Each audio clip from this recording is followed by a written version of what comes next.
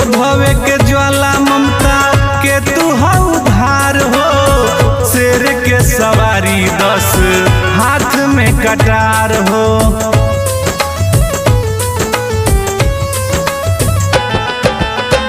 तोहरे से चले माई सारा संसार हो।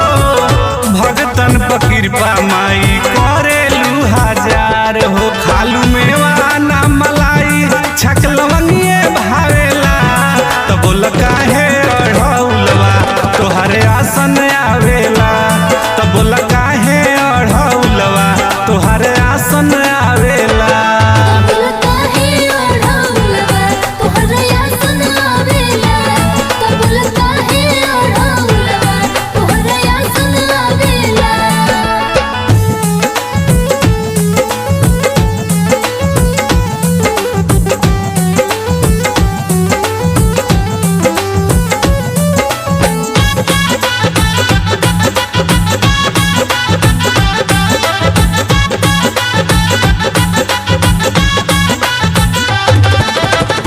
उड़ेला पताखा माई ऊंचे रे गगन हो।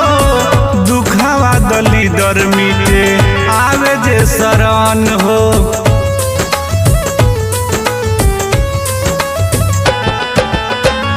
राइटर भास्कर संगे मिश्रा नितेश हो।